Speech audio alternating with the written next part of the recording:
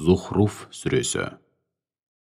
Рахман, әрі аса рақымды Алланың атымен бастаймын. Хамим. Ақиқатты ашық баяндайтын осынау ап-айқын кітапқа серт. Біз ақылға салып ойланарсыңдар һәм ғибрат аларсыңдар деп, оны арабша Құран, яғни арабша оқылатын кітап қылдық. Шүбәсіз ол құзырымыздағы бас кітаптың, Ләухул Махфуздың ішіндегі ұлы һәм даналыққа толы теңдессіз кітап. Сонда сендерді шектен шыққан һәм Алла берген саналуан қабілеттер мен нығметтерді зая қылушы қауым екен деп, осынау насихатқа толы қасиетті кітапты түсіруді тоқтатып, сендерді өз жайларыңа қоя береміз бе? Біз алғашқы қауымдарға да хақ жолдауымызды жеткізетін қаншама пайғамбар жібердік. Алайда олар өздеріне келген пайғамбарлардың бәрін келемеждеп, мазаққа айналдыратын еді. Міне, сонда біз сені мазаққа айналдырған меккеліктерден әлде қайда күшті, анағұрлым пәрменді қауымдардың да көзін жойдық. Бұл Құранда күлі көкке ұшқан алғашқы қауымдар жайлы ғибратты оқиғалар бұдан бұрында баяндалғантын. Уа Мұхаммед, егер олардан күллі аспан әлемі мен жерді кім жаратты деп сұрасаң, онда олар сөзсіз, оларды Азиз, бәрінен үстем әрі ұлы, Алим, бәрін білетін шексіз ілім иесі Алла жаратты деп айтуға мәжбүр болады. Ол жер бетін сендерге бесік етті, және онда жол тауып емін-еркін жүріп тұруларың үшін жолдар мен өткелдер ашты. Көктен белгілі мөлшерде жауын жаудыратын да бір өзі. Нәтижеде, біз сол жауынның суымен өлі елді мекенге қайтадан жан бітіреміз. Міне сендер де дәл солай қайта тірілген күйде қабірлеріңнен шығарыласыңдар. Сондай-ақ жаратылыс атаулыны жұп-жұбымен жаратқан және сендер үшін мініс көлік ретінде кемелер мен жануарларды жаратқан да бір өзі. Оларға емін-еркін мініп, жайғасарсыңдар және сол кезде Раббыларыңның нығметін естеріңе алып былай деп айтарсыңдар. Бізге осы мініс көлікті бағынышты еткен Алла мінсіз, кемшілік атаулыдан ада, һәм лайықсыз сипаттардан пәк, әйтпесе біздің оған шамамыз жетпес еді. Шүбәсіз біз түбінде Раббымызға қайтамыз. Соған қарамастан мүшриктер кейбір құлдарын оның бір бөлшегі санайды. Алланың бауыр еті балалары бар дегенді шығарады. Адам баласы шынында да Құдайын танымайтын рахметі жоқ жаратылыс. Ей мүшриктер, сонда ол жаратқан пенделерінің арасынан мына сендер қор санайтын қыздарды өздеріне бала етіп алып, ұл балаларды сендерге арнат дейсіңдер ме? Олардың бірі өздері Рахманға лайық көретін, яғни телейтін қыз баламен сүйіншіленгенінде жүзі қап-қара боп түтігіп кетеді де іштей ашуға булығады. Сонда олар өздерінің түсінігіндегі тек әшекейлеп сәндеп өсірілетін һәм жауласып дауласқанда көбіне сезімге беріліп кететіндіктен өз ойы мен мақсат мұратын ашып, анық жеткізе алмайтын, сөйтіп өз мүддесін өзі қорғай алмайтын қыз баланы Аллаға телуде ме? Осылайша олар Рахманның хас құлдары болған періштелерді өздері қор көретін әйел жамағатына балап, періштелер Алланың қыздары дейді. Сонда олар періштелердің қалай жаралғанына куә болып па?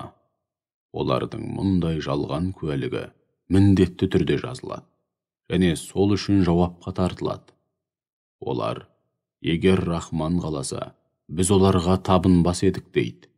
Әйтсе де, олардың бұл мәселеге, яғни Алланың қалауы мен пенделердің қалауы һәм іс-әрекеттеріне қатысты ешқандай ілімі жоқ. Олар ойларына келгенді айтып, құр сандырақтап жүр. Одан басқа түк демес. Жоқ әлде біз оларға Құраннан бұрын оқып басшылыққа алыңдар деп басқа кітап беріп едік. Сөйтіп олар соған жабысып жүрме? Жоқ, олар ешқандай кітапты басшылыққа алып отырған жоқ. Олардың бар айтқаны: біз ата-бабаларымыздың осы дінді берік ұстанғанын көрдік, біз де солардың басқан ізімен жүріп келеміз деу болды. Сол сияқты, өзіңнен бұрын қай елді мекенге ескертуші пайғамбар жіберсек те, сол жердегі дүниенің буына масайраған бай шонжарлар: біз ата-бабаларымыздың осы дінді, осы жолды тұтқанын көрдік, біз де солардың ізін басып келеміз деп айтқан еді. Хақ пайғамбар оларға: егер мен сендерге ата-бабаларыңнан көрген діндеріңнен анағұрлым дұрыс һәм хақ дінді әкелсем де, сол баяғы ата-бабаларыңның жолын қуасыңдар ма деген еді. Алайда қай елдің болмасын бай шонжарлары өздеріне келген хақ елшілеріне: расында біз сендер арқылы келгеннің бәрін жалғанға шығарамыз, әкелгендеріңнің бірде-біріне сенбейміз деп жауап берді. Біз ақырында олардың сазайын беріп, мүміндер үшін олардан өш алдық. Міне пайғамбарларға, олар жеткізген қасиетті жолдауға сенбегендердің ақыры не болды көрдің бе? Кезінде Ибраһим пұтқа табынатын әкесі мен қауымына: біліп қойыңдар, мен шынында сендердің табынып жүрген құдайларыңнан аулақпын. Мен өзімді жоқтан жаратқанға ғана табынамын. Ол мені тура жолға бастайды деген еді. Алла таухид сенімінің ұраны болған осынау сөзді, жалған сенімдерді тәрк етіп, хақ дінге қайтсын деп, одан кейінгі нәсілдерге мәңгілік мұра етіп қалдырды. Расында мен бұлардың, меккеліктердің өздерін де, ата-бабаларын да өздеріне хақ, кітап пен ақиқатты ашып түсіндіретін пайғамбар келгенге дейін ағыл-тегіл нығметке бөлеп өмір сыйладым. Ақыр соңында өздеріне хақ кітап келгенде олар: бұл бір сиқыр, біз оны мүлдем жалғанға шығарамыз десті. Сондай-ақ олар: бұл Құран мына екі шаһардың, Мекке мен Таифтың біріндегі бетке ұстар бір ұлыққа түсірілу керек емес пе еді десті. Уа Мұхаммед, сонда біреуді пайғамбарлыққа лайық көріп, енді біреуді лайық көрмейтіндей Раббыңның рахмын үлестіру солардың еншісінде мекен? Пайғамбарлықты былай қойғанда, бұл дүниеде олардың ризық несібелерін де мына біз үлестірдік. Сондай-ақ бірін-бірі жалдап қолдансын, біріне-бірі септігін тигізсін деп, олардың кейбіреулерінің бақ дәрежесін кейбіреулерінен жоғары қылдық.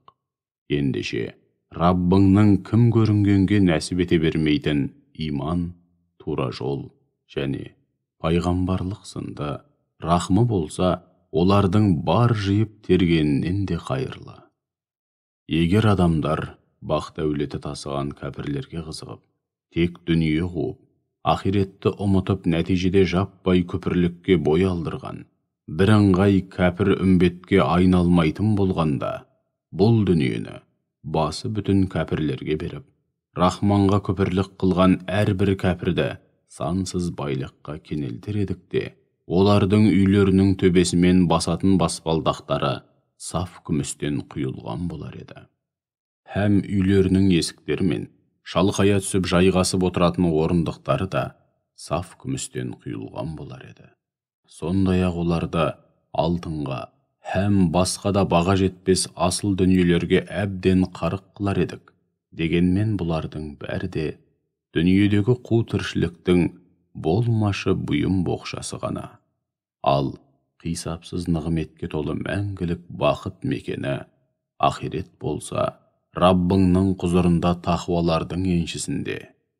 Ал кім-дегім тақуа болудың орнына Рахман Алланы еске алудан сырт айналса, яғни Алланы еске алу, оған құлшылық ету мәселесінде немқұрайлылық танытып, ғапылдыққа салынса, біз оған бір әзәзіл шайтанды қосып қоямыз. Сөйтіп, ол оның ажырамас жолдасы болады. Әзәзіл шайтандар оларды Аллаға жеткізетін хақ жолдан тайдырады. Олар соған қарамастан өздерін тура жолдамыз деп есептейді. Ал құзырымызға келгендерінде ол әзәзіл жолдасына: әттең, сені мен менің арамда екі шығыстың, яғни шығыс пен батыстың арасындай арақашықтық болғанда ғой. Сен неткен жаман жолдас едің деп ақыр ұрады. Бүйтіп ақырып өкінгеніңнің бүгін сендер үшін титтей де пайдасы болмайды. Өйткені екеуің дүниеде бірге зұлымдық жасадыңдар. Ендеше бұл жерде де азапты бірге татасыңдар. Уа Мұхаммед, олай болса, саңырауларға сөзіңді естірте аласың ба? Яки көрсоқырлар мен анық адасуда болғандарды тура жолға бастай аласың ба?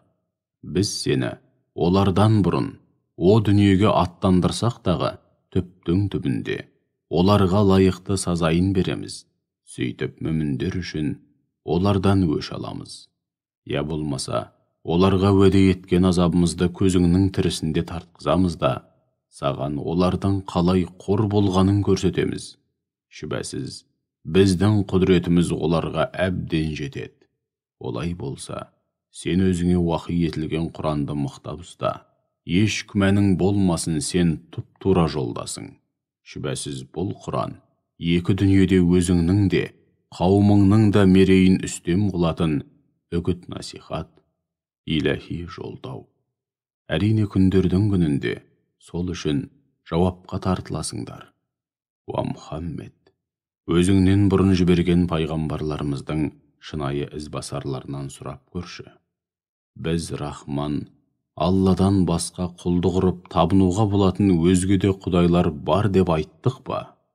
Расында Мұсаны апайқын аяттарымызбен, ғаламат мұғжизаларымызбен Перғауынға және оның беткөстар шонжарларына жіберген едік. Мұса оларға күмәндарың болмасын. Мен күллі әлемнің Раббысының сендерді хақ жолға бастау үшін жіберген елшісімін деді.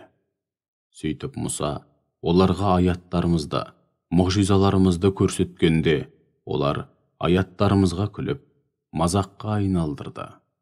Біз оларға бірінен бірі асып түсетін ғаламат дәлелдерімізбен мұғжизаларымызды бірінен кейін бірін көрсетіп бақтық.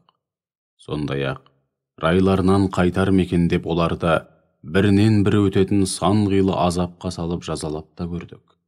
Олар күпірліктері себепті қандай да бір азапқа душар болғанда Мұсаға келіп: «Әй сиқыршы, Алланың өзіңе берген уәдесі бойынша біз үшін Раббыңа дұға етіп жалбарын, бізді кешірсін.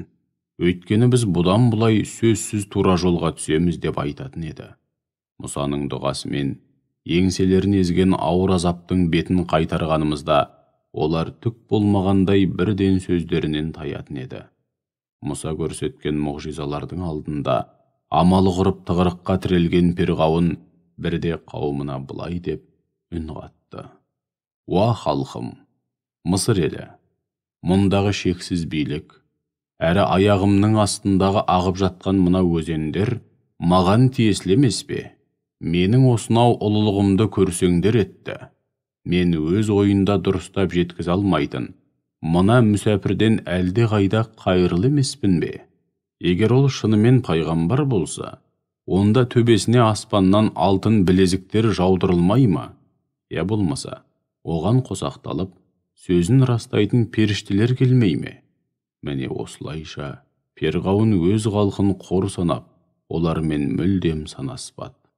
Халқы болса, оның ығына жығылып, көзсіз мойын сұнды.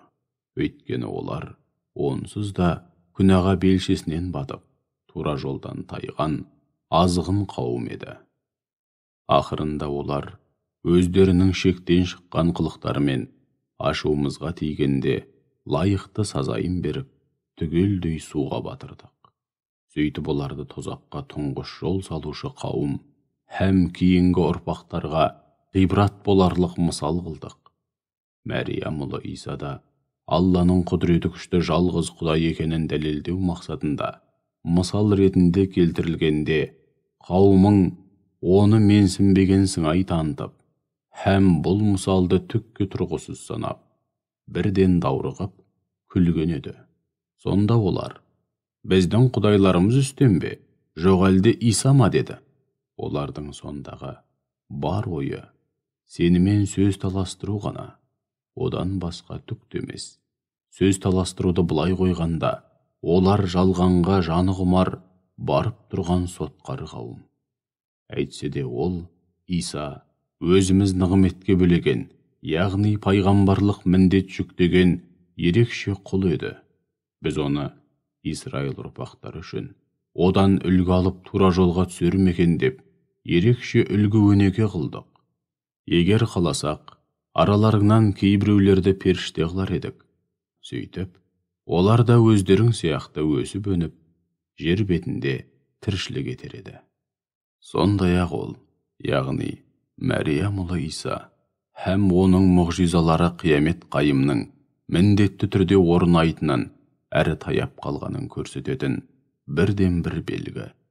Ендеше оған күмән келтіруші болмаңдар, сондай-ақ ақиреттегі мәңгілік бақытқа қол жеткізгілерің келсе, маған еріңдер. Нағыз тура жол міне осы. Абайлаңдар. Шайтан сендерді осынау хақ жолға түсуден тежемесін. Өйткені ол сендерге анық дұшпан. Иса ап-айқын мұғжизалармен келді де, қауымына күмәндарың болмасын. Мен сендерге хикметпен яки пайғамбарлық міндет және даналыққа толы кітаппен, сондай-ақ араларыңда келіспеушілік тудырған кейбір мәселелерді ашып түсіндіру үшін келдім. Олай болса, Алланы лайықты түрде ұлықтап, оған қарсы келуден сақтаныңдар және маған қалтқысыз мойынсұныңдар. Шүбәсіз, Алла менің де Раббым, сендердің де Раббыларың. Ендеше оған құлшылық етіңдер. Нағыз тура жол міне осы деген еді. Өкінішке қарай, Исадан кейін олардың ішінде Иса һәм оның ілімі жайлы өзара бей-берекет таласып тартысқан сан алуан топтар пайда болды.